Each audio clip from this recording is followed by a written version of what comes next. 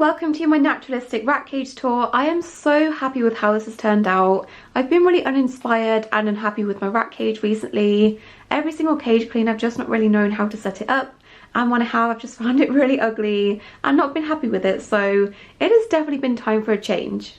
Before we get started and jump straight into showing you everything up close and telling you where everything is from, I just wanted to quickly go over a few basics. First thing, this cage is a Pet Planet rat and ferret cage. I've had it since about 2018 and I have done a review on this which I'll leave in the description, but this cage is a Pet Planet rat and ferret cage and I'll link it in the description if you're interested. The next thing is I do have a Perspex tray in the base of the cage, and that allows me to put so much more bedding in. And this is my most asked question: what is that in the bottom of the cage? How have you made that? And I'm not going to talk about that in this video, but I did briefly include it in the end of one of my other videos, and I'm sure there's other tutorials out there, so I will link all of those that I can find in the description. But this is just sheets of Perspex that I've ordered, and it's all connected together with Gorilla Tape. The next thing you might be wondering, or I might get questions about in the comments, is why have you not gone bioactive with this setup?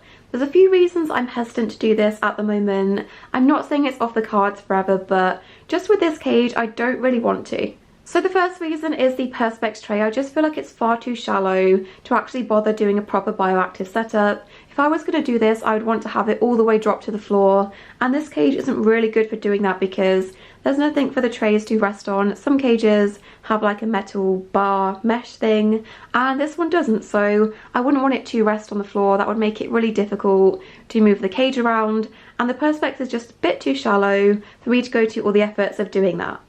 I could, in theory, buy all new Perspex and make a tray that drops to the floor. The problem with that is Perspex is quite expensive and it would be made specifically to fit this cage, and I don't really want to have this cage for too much longer because, as I said, I've had it since 2018 and it's definitely showing signs of wear and tear. The door fell off at one point and it is getting quite rusty, so I would like to eventually buy a better quality cage. Not anytime soon. This one still has a bit of life left in it, but it wouldn't make sense to buy all new Perspex for a cage that's going to get replaced in the next year, possibly 2 years or so. So that's my reasonings behind all of that. But enough talking, let's have a look inside of the cage. I will try my best to link everything I can in the description, or at least tell you where I got it from, but if you have any questions, let me know and I will try my best to answer them. Okay, so starting at the top, on the door we have this Handmade Loofah chew toy by Clyde's Critter Climbers. So the main thing in the cage is their dig box. This is on one of the shelves that comes with the cage, and this I've just covered with a beige coloured bath mat. This is in a plastic storage tub, and essentially it's the same as using cocoa soil. All it is shredded cardboard pieces and back to nature bedding on the bottom. This works in exactly the same way. They can dig and forage and bury themselves in it. They do have a cocoa fibre dig box outside of the cage, but this one just gives them a slightly different texture. So above this I just have one of their foraging toys. This one is a bamboo foraging toy and you place the food in the different sections. I think I got this from either Scarlett's Parrot Essentials or Rat Rations, and then we also have their Sputnik, and that was from Rat Warehouse. To the side of this we have again another handmade chew toy from Clyde's Critter Climbers, and then we also have this bendy bridge hidey house thing. This is screwed onto the bars and they can go inside of it like that. This was from a website called Mini Pets. And then we have another bamboo toy. This one has pine cones on the inside and you can stuff pieces of food inside of this. This is from my store, which is bogglebuddies.com. Going around the whole cage we have some natural looking ropes. This one is from my wholesaler. Let me know if you'd like me to stock this on my store and I can do that. But we've got one here and then a few down there as well. This toy is so pretty. It's kind of like the feature piece, and this was gifted to us by a rat's tail. Over on this side we have a hammock. This one is a double hammock, and all of the hammocks in the cage today are made by Peppercorn. I do have a discount code which is emiology10, and that will get you 10% off anything on her website. So this one is a double one. It has a wood effect stitched on and also some leaves, and then behind that is another toy. I think this is also from a rat's tail, and this is a pumice stone with like willow and wooden pieces on it too. This is kind of hard to show you, but behind everything is a wooden perch, and I think these are just from Zooplus. Then we have a toilet roll as enrichment. They will love to pull this off and shred this and also pull it into their hammocks and make a nest. This is just held on with this wooden ledge, and this was also from Mini Pets. Moving down is probably my favourite part of the cage. This is a hanging basket from my local garden centre, and inside of this is dust extracted hay, and it has various different entrances and exits, and they can make a nice nest in there. So what you can't really see is behind this is a giant log that I collected from our local woods, and I'll leave a list of safe woods for rats in the description. But all I did was collect this, and then I left it for a few weeks to completely dry out, and then I gave it a good scrub down, and it's good to go. So this I've just wrapped in some sisal rope to give them a better grip when they're climbing up, and this is just nailed in on either end. So moving down a bit, we have another handmade toy which I think was also made by a rat's tail, and this one is so cute. Then below the shelf we have this hammock which is made by Peppercorn again. This one is a longhouse which again has all of the wooden detail and the leaves stitched on, and this one is my favourite. At the back behind all this you can't really see very well because it's quite dark, but we have another chew toy, foraging toy. This one they don't use as much, but you can stuff treats into the hollowed out bamboo sections, and I think this one was either from Rat Rations or Scarlet's Parrot Essentials. Then we have this bamboo bridge. This was from Amazon. This goes from one side of the cage all the way to the other, and with this I thought you could also hide treats and food inside, and it kind of doubles up as a foraging toy too. So moving down to the bottom we have a foraging wheel on the door. This is an acrylic foraging wheel which has a bit of their food left in, and this is from my store which is Boggle Buddies. And then on the inside we have a wine rack. This is just a wooden wine rack from eBay, and I've coated this in varnish to protect it from their pee. Then we have another pinecone toy from Clyde's Critter Climbers. Behind all of that we have a rope ball type thing. Not really sure what to call it, but this is from my wholesaler. I could possibly stock this in my store if you want me to. And then above that, which is really hard to see as well, we have a Java branch. I think this one is the medium, maybe large, I'm pretty sure it's medium, and this is from Scarlet's Parrot Essentials. On the bottom, resting on the bedding, which I totally forgot to mention, this is just Orbios. It's a hemp-based bedding. We have a large cork log and a piece of millet.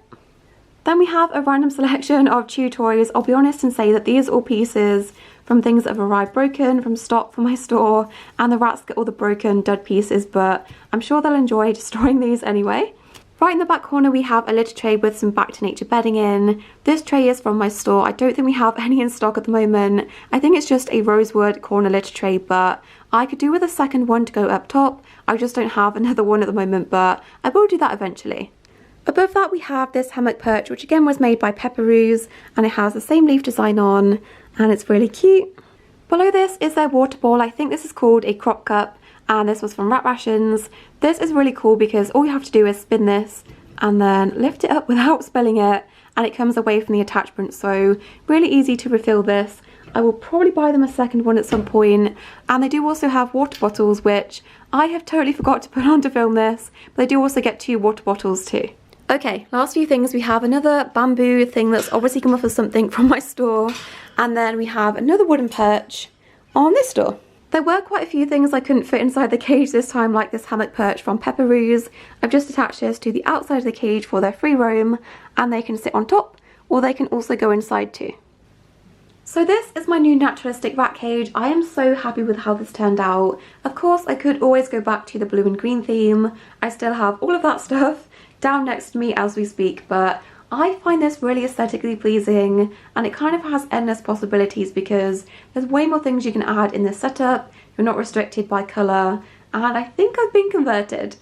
So that is how the cage is looking. It probably won't look like this in about 10 minutes because the rats are about to go back in, so let's see their first reaction.